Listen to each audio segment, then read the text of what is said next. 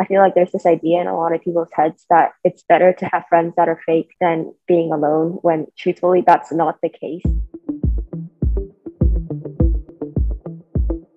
Hi, everyone. Thank you for tuning into this podcast. This is the Stigma-Free Zone. So we're recording 4 separate podcasts touching on trauma, procrastination, toxicity, and eating disorders. And today we are going to be talking about toxicity. I feel like I can talk about toxicity of friendship. So I know a lot of us might have experienced it, being left out before. And it's kind of like a really unfortunate feeling. You think something is wrong with you, like you're like friendless and stuff, but then I think it's kind of like human nature to try and fit in, to blend in, or like act cool in order to hang out with like a certain group of people. But I feel like when it comes to like sacrificing your own personality or values to impress others, the best option is to like step away from that group. Because personally, when I started like primary school, I think that's like middle school for y'all, I met a lot of people, and my friend group consisted of like a lot of different people. When I counted, it must be like 7 to 8 people, and I know it might be kind of a lot of people, but then as the school year like progressed on, I feel like I was becoming who I didn't want to be, and the group kind of became like fake and toxic. And then now, starting with junior high, I've learned to like keep my circle kind of small, and the people I've grown to love loves me the way I am, and I don't have to like change any of my personality traits in order to fit in. So I'm like really grateful for that. And so my advice would be to find the right balance between being yourself and fitting in with your group. And you have to like make sure you find friends that support you and that will be happy for you and won't put you down.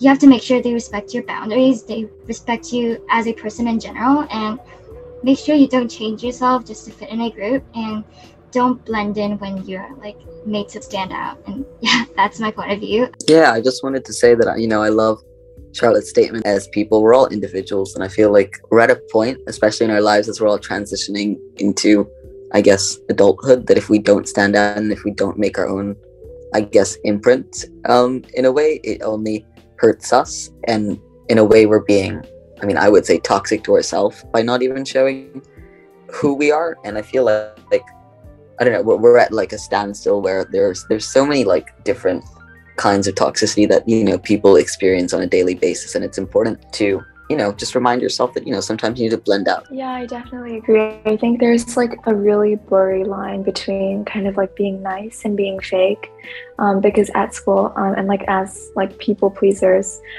we really want, I guess, everyone to like us, and we want to kind of be nice to them. We're not going to be like openly dislike them or anything like that, and I think a lot of the time that can be just we're kind of like, we're smiling and like we're like laughing, and like the tone is just really weird. I feel like it's really easy to tell sometimes, and I think being with like fake friends, or even being fake, it's kind of, sometimes it feels almost like inevitable, because you don't want to offend anyone, and you also kind of don't want to lose friends, but at the same time, and it's kind of hard to do that without like losing yourself on the way. And I think like friendships in general it's really easy for them to be kind of tainted by other factors, like how useful they are, or how popular they are. I think for me, it's kind of important to treat people like the same, in that, with respect and with like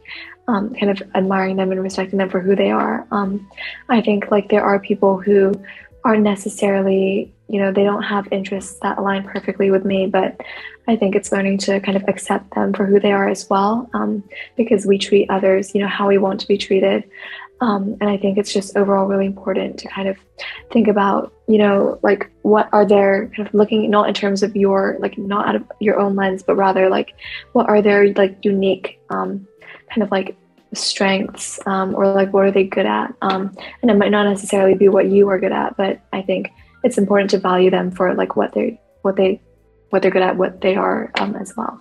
Sometimes our friends have flaws as well that we notice, but they are also, there's like, I want to say, there are also like strengths and weaknesses to everyone. And okay, my experience is when I first learned about mental health, just like the concept of it, I read into all these posts about like what makes a person toxic. I learned a lot about how other people have affected me negatively, and like that kind of and then I was kind of like stuck in that research cycle. I'll be like, oh my gosh, this person did this to me and that like negatively affected me this way. Oh my gosh, this person traumatized me.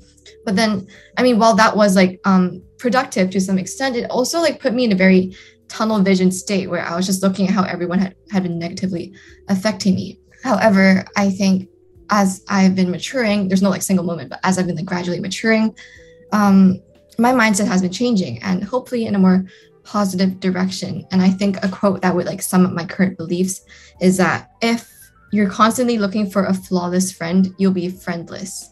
Something like that. I think everyone has their own immaturities, like everyone's just figuring their stuff out, especially during adolescence. But to me, what makes the difference between being toxic and not is whether they're, too clouded by their ego to look towards changing, like whether they're willing to listen to you. Understand that everyone has their reasons for their flaws sometimes, and or maybe it's just like something that they were born with. But as a friend, if you truly believe that they are worth like fighting for, like some people are worth melting for, as Olaf has said, then accept them fully for who they are, just like you'd wish someone to accept you. Yeah, I think another quote I really like, I think it was from like Wonder, but it was something along the lines of like, be kind, for everyone is like fighting their own battle. Like that's one of the quotes that I kind of try to live by. And I think, in life, whether that be like friendships or like romantic relationships, like everyone has strengths and weaknesses, and you kind of find the person who I guess their weaknesses or flaws are the most tolerable to you.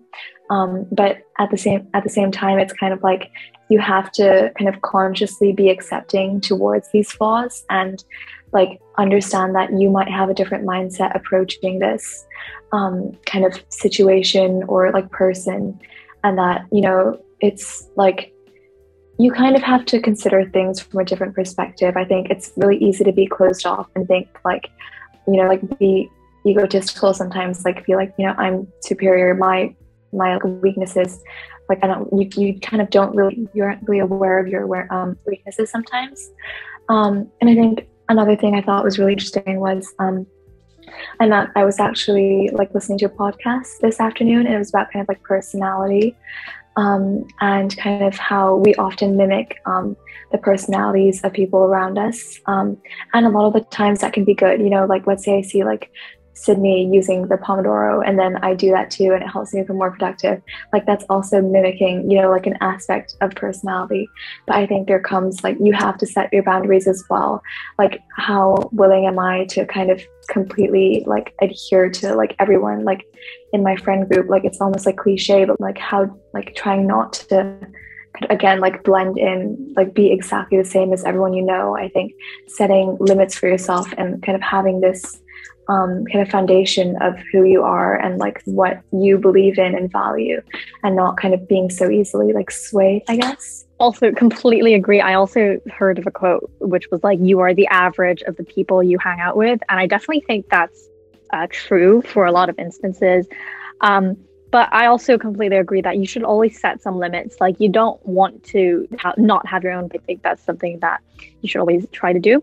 So I personally have been diagnosed with BPD, which makes it really hard for me to maintain friendships because I have a lot of unstable mood swings. So I've learned that not only do you have to set boundaries for other people, but you have to set boundaries for yourself. If other people are telling you that they're feeling uncomfortable, or if you feel excluded, you need to really take time out of that and think to yourself, am I overthinking this, or are they actually excluding me? So like maybe they were just going to lunch together because they were on the opposite side of the school and you were on another side, so they couldn't arrange a time for you. And of course you're allowed to take it personally, but you shouldn't make it like a big deal, and just allow yourself to kind of calm down and learn that, people have their own lives, and you need to try to stop overthinking things in a way. It sounds really harsh, but I promise you it does help. I've learned through these past 2 years with COVID and with a million changing friendship groups that you not only should have boundaries for people, but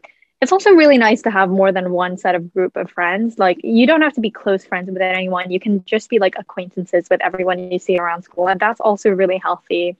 And it really does help. Yeah, no, I guess I love that we're all sharing quotes. So I'm also going to share a quote that I think I resemble my opinion on toxicity. It's pay no attention to the toxic words said, as most of those said are a reflection of themselves and not you.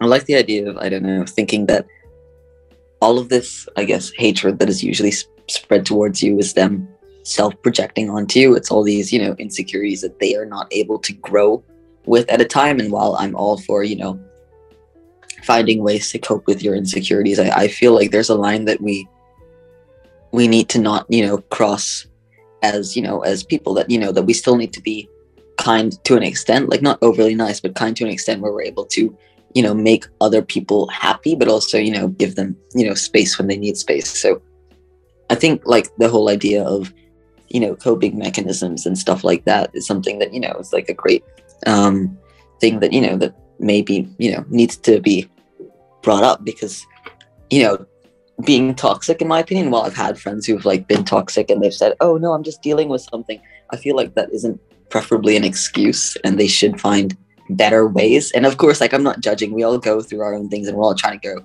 like solve that in different ways, but it is quite common to see people being toxic, and it's sad, but we're all growing. And even us eight being able to create organizations that are advocating for more peaceful conversations and like talking about these issues that I think everyone faces on a daily basis, but is not really advocated for to the extent that it needs to be, is it's great. I don't have a quote to share, but one advice I would give in terms of toxic relationships is to always know your boundaries and always set them straight. I know Megan touched on this a little bit already, but yeah, I feel like knowing your green and red flags are very important. I have a friend who used to be in a relationship, and the problem with that relationship is my friend struggled to know whether or not to end things with him, because she was getting green and red flags at the same time. She was getting attention. She was at the center of attention, but at the same time, there were so many red flags that were going on. And I think she knew that she didn't like this relationship. I'm sure that she knew something was off and this wouldn't last. And I think really setting strong on your own boundaries and setting foot on them is very important, because you may know your own boundaries, but at the same time, sometimes you're afraid to act on it and tell them, you crossed my boundaries. I either like you change your way of acting, or we should cut ties. Well, definitely in a nicer way and a nicer tone, but something along the lines of that. And I think my friend eventually did break up with him, but it was also through like reasoning with her other friends. Like she was going through it in an internal dilemma. And I feel like we don't have to go through that, as long as we know he crossed the line and that's not good for my mental health, and cut ties. So I feel like knowing yourself is so important when it comes to toxic relationships, not just for romantic partners, but also friendships, like we've all been talking about just now. Yeah, I agree with you that kind of finding yourself and kind of knowing yourself and setting boundaries is really important. And I want to add on to what Athena said. I think that with toxic relationships, I kind of wanting to please the other person, it's quite easy to fall into peer pressure. I think it's really common, and you kind of find yourself sometimes doing things that you yourself as a person wouldn't be doing, but because you want to please this person, or because you want to remain on the good side or remain friends with this person, you would do it. And you kind of, through that experience, I feel like you kind of lose yourself a lot of the time, and it's kind of hard to find yourself back if it was like a long toxic relationship. So that's kind of one thing that I personally struggled with a few years ago. Of course, it's like better now and everything, but it was hard. But of course, that time passes, and you do kind of realize who you are, and you do hopefully make good relationships and healthy relationships with people that help you and them like grow together to become a better person. Okay, so I kind of just like want to share a song that I found yesterday. It's by Anne-Marie, and I think her songs are like really suitable for this topic of toxicity, because her songs are like so confident, and she just tells everyone that she's who she wants to be, and no one can change her. So the song is Who I Am, and I feel like the chorus part is like really good, and I'm just gonna read it out. Because that's just who I am. If you don't like it, I don't give a damn. Got enough drama, I don't need fake friends. That's just who I am. Don't need anyone to understand. If you don't like it, I don't give a damn. That's just who I am. So yeah, that's a word of encouragement to anyone who's like experiencing toxicity with your friends. I feel like if your friends are maybe like constantly putting you down, taunting you, or like name calling, just get away from them immediately. Like step down, or like try to converse with them, tell them your boundaries again, and like don't let anyone step over you. And Yeah, I don't know that song, but the lyrics sound really familiar, and I definitely will keep that in mind.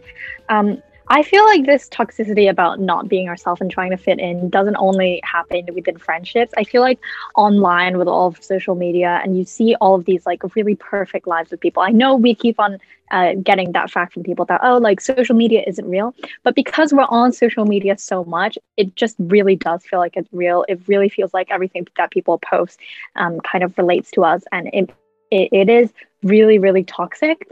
And I definitely feel that we should also have some boundaries in that way. I think that in this day and age, because we're also surrounded by the internet with toxicity in social media and all of that, there is a lot of like body image issues and all of that, which we will talk about in the next episode. But I also found that many people are realizing that they have kind of mental health issues. It's not that I feel like the older generation are like, oh, the younger generations are such snowflakes. They all have like depression or whatever.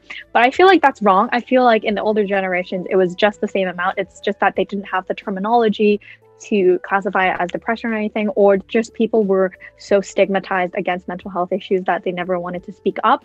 So I feel like this generation, through all of this, we've learned that seeking help and going to therapy is actually really important. So I find that really helpful, even if you don't have like a specific mental illness. If you're just having some toxicity with friends, or if you feel like social media is affecting your mental health a little bit too much, you can definitely go and seek for therapy. Yeah, I think like almost like the root cause is like we all want to feel like loved and valued, and a lot of the times we're kind of like willing to like go a little too far for that.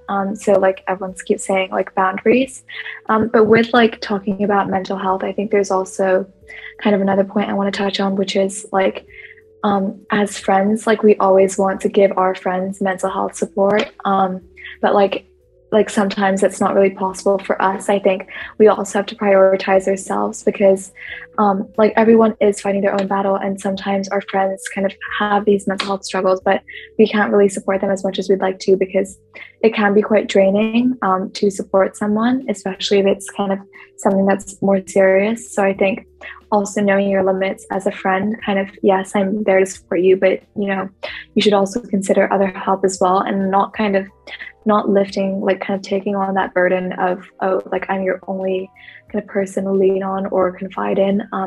I think having limits and to kind of step away, it may not be a toxic friendship, but kind of knowing your limits to your own mental health and not kind of taking on too much to the point where it becomes like draining or taxing. I think that's important as well. Like obviously mental health conversations are important, and being a good friend is important. But at the end of the day, you do come first, and your mental health is kind of should be your priority. This is a very good direction of conversation we're going to.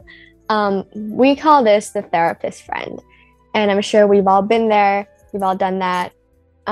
Someone texts you a long paragraph, and you're like, okay, what do I do now? And I think in the past, what I do is definitely stop everything that I'm doing and help them out.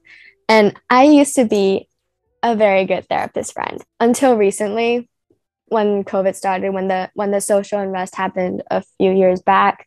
That was when I started realizing I had a lot of negativity inside me, and I feel like that stemmed from constantly being there for other people.